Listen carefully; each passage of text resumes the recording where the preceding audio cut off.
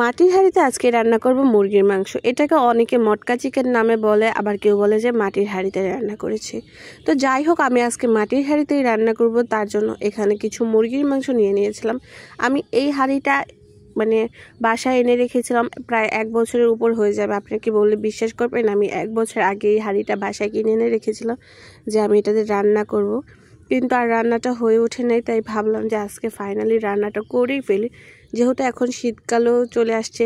গরম গরম মাটির হাঁড়িতে মুরগির মাংস আর ভুনা খিচুড়ি কম্বিনেশনটা সেই না?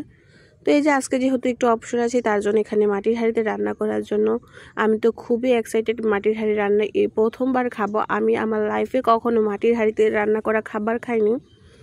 আগেরকার মা চাচিরা নাকি মাটির হাঁড়িতে রান্না করতো, ওটা আগে। এখন তো মানুষ মাটির হাঁড়িতে রান্না করে না। যারা রান্না করে তারা হয়তো অনেক বেশি শখের বসে রান্না করে। তো এই যে আমিও আজকে শখের বসেই রান্না করব। আসলে মাটির হাঁড়ির রান্না যে এত বেশি মজা হয় আমি সেটা কখনই জানতাম না। এই ফার্স্ট টাইম যখন খেয়েছি তখন বুঝলাম যে অন্যান্য হাঁড়ি পাতিলের থেকে মাটির হাঁড়ির রান্না অনেক বেশি মজা হয়ে থাকে। আপনারা অবশ্যই বাসায় মাটির হাঁড়িতে রান্না করে ট্রাই করতে পারেন, এটা এত বেশি মজা হয়ে থাকে। আমি তো এই হাঁড়িটা এনে রেখেছিলাম যে এটাতে আমি মটকা বিফ বা মটকা মাটন করব। তো আজকে করা হয় নাই, তাই আজকে মটকা চিকেনই করব। অ্যান্ড ট্রাস্ট মি, আমি তো এটা খেয়ে এটার প্রেমে পড়ে গেছি। তো এখানে মটকা চিকেনের জন্য কিছু চিকেন নিয়ে নিয়েছি। তারপর ওগুলাতে সব রকমের মশলা, যেমন গুঁড়া মশলা, হলুদ, মরিচ, ধনিয়া, জিরার গুঁড়া, আদা রসুনের পেস্ট এবং গরম মশলা দিয়ে দিয়েছি। তারপর সুন্দর করে পরিমাণ মতো তেল দিয়ে দিয়েছি। আসলে আমি সরিষার তেল দিয়ে রান্না করব ভেবেছিলাম, বাট আমি ভুলে গেছি। আর তারপরে আমি এখানে সয়াবিন তেল দিয়ে রান্না করব। দেন মশলাটা একদম সুন্দর করে মাখিয়ে নেওয়ার পরে আমি এটাকে হাঁড়ির ভিতর দিয়ে দিব। মশলাটাকে খুব সুন্দর করে কিছুক্ষণ মেরিনেট করে রেখেছিলাম, প্রায় 1 ঘন্টার মতো, যেন সব রকমের মশলা মুরগির মাংসের গায়ে গিয়ে পড়ে। অনেকে এটাকে উপরে সিলকালা করে তারপরে রান্না করে, বাট আমার কাছে মনে হয়েছে যে নিচে লেগে যাওয়ার চান্স একটু বেশি আছে, তার জন্য আমি এভাবেই রান্না করলাম। কষিয়ে কষিয়ে এভাবে রান্না করলে আমার কাছে খেতেও বেশি মজা লাগে। আগেরকার মানুষ নাকি মাটির হাঁড়িতে সব রকমের রান্না করতো, ওগুলো খেতেও নাকি অনেক বেশি মজার লাগতো। আমার দাদির কাছ থেকে গল্প শুনেছিলাম, বাট আমরা তো কখনো চোখেও দেখিনি, এবং আমাদের ভবিষ্যতে যে বাচ্চা কাচ্চারা তারাও হয়তো বা দেখবে না। তো এখন যারা মাটির হাঁড়িতে অনেকেই হয়তো রান্না করে, তারা হয়তো অনেক বেশি শখের বসে রান্না করে। আসলে মাটির হাঁড়ির রান্না অনেক বেশি মজা হয়ে থাকে। তো আমি সব রকমের মশলা কষিয়ে নেওয়া, সব রকমের গুঁড়া মশলা দেওয়ার পরে এখানে পরিমাণ মতো একটু পানি দিয়ে আমি চুলাতে এই পাত্রটা বসিয়ে দিয়েছি। যখন গরম হয়ে এসেছে আর এটা থেকে অনেক পরিমাণে পানি হয়েছে, এটাতে আর নতুন করে পানি দেওয়ার কোনো প্রয়োজন নেই। তো এখানে এই যে কি সুন্দর মাটির হাঁড়িতে রান্না হয়ে যাচ্ছে।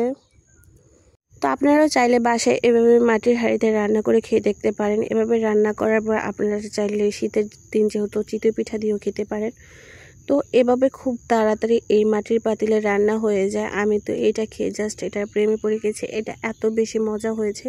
তো এখানে আমি কিছু পেঁয়াজ বেরেস্তা আগে থেকে দিয়ে দিয়েছিলাম। তারপর যখন রান্না শেষ হয়ে এসেছে তারপর উপর থেকে আরেকটু পেঁয়াজ বেরেস্তা দিয়ে দেব, এতে করে ফ্লেভারটা এত বেশি সুন্দর আসে।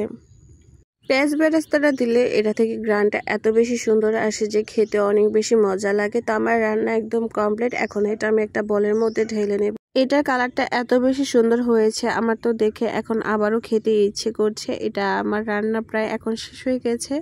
তো আমি একটা বলের মধ্যে এটাকে ঢেলে নেব, যেহেতু পাতিলাটা একটু পরিমাণে ছোট হয়ে গিয়েছে। তো এটা থেকে আমি সুন্দর করে ঢেলে নেব। এটা লুকটা দেখুন কতটা বেশি ইয়াম্মি হয়েছে, আর এটা গরম গরম খিচুড়ির সাথে এত বেশি মজা লেগেছে যে খালিও অনেক বেশি ভালো লেগেছে। এখন পরিবেশনের জন্য উপর থেকে একটু পেঁয়াজ বেরেস্তা দিয়ে দিয়েছি।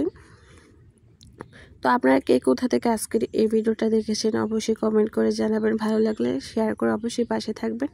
তো এই যে এখানে আমি গরম গরম খিচুড়ির সাথে একটা লেগ পিস নিয়ে নিয়েছি, আর বাংলা সালাদ, এখানে একটা সালাদ বানিয়েছিলাম। ওই সালাদটা হয়তো এরকমভাবে খেয়ে থাকেন। তো আপনাদের কাছে কেমন লেগেছে অবশ্যই লাইক কমেন্ট শেয়ার করে পাশে থাকবেন। সবাই ভালো থাকবেন। আল্লাহ হাফেজ।